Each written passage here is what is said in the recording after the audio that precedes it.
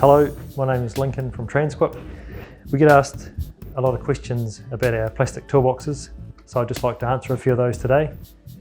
The first question we get asked is, what is the use or purpose of a toolbox mounted on a vehicle? So there's three main points I can think of. The first one is for storage. So obviously we need to carry things with us on the vehicle, like chains or tie downs. Safety gear could be hard hats or boots, etc. Or it could be your lunchbox or many other items. There's also gear for the job that you'll need, like measuring equipment or weighing equipment. And then there's tools like your spanners and hammers, etc. The next main use is to keep items secure. So most toolboxes are lockable and your tools are very valuable, so you need to keep them out of sight. And then of course, importantly, there's safety. We all know about having tools in the cab, maybe on the floor, on the passenger side or on the seat, and this can be very dangerous in the event of an accident, or if you have to stop quickly, you could get a large spanner come flying your way. Another question we get asked is, what size toolbox can I get? So there's many shapes and sizes of toolbox.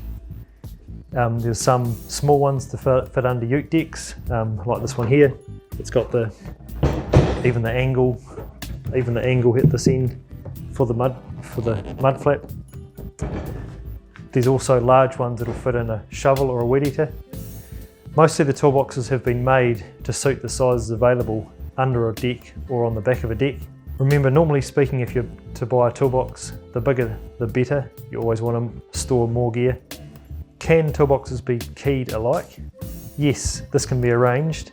They don't normally come keyed alike, but we can arrange this. So with a little more time allowed for dispatch, we can get this organised. What are the benefits of a plastic toolbox? As we know, plastic doesn't rust like some steel. You need to think about this, especially when using the likes of a tie down.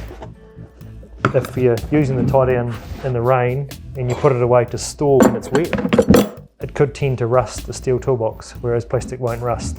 The other benefit of the plastic toolbox is it'll take small knocks and it won't dent like some steel. This can look very ugly, and also they are lightweight compared to steel and other materials. What is the best way to mount a toolbox? We see often customers get a bracket made to support the whole of the toolbox.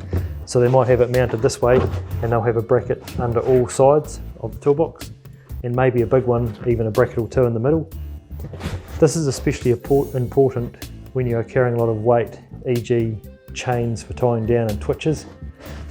It is best to get an engineer to look at this for you, especially when mounting back to a chassis. We don't want to be boring holes just willy-nilly through a chassis. Does Transquip install toolboxes? We can recommend an installer, but we don't do this ourselves. Are plastic toolboxes waterproof and dustproof? Generally speaking, yes.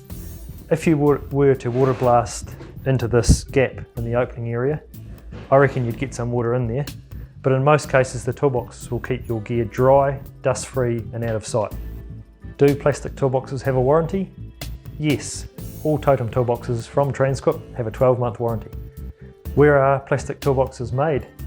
As far as I know, all Transquip's plastic toolboxes are made here in New Zealand to high standards of strength, quality and durability. Be free to check out our website for more information, and just remember, at Transquip we supply real gear real fast.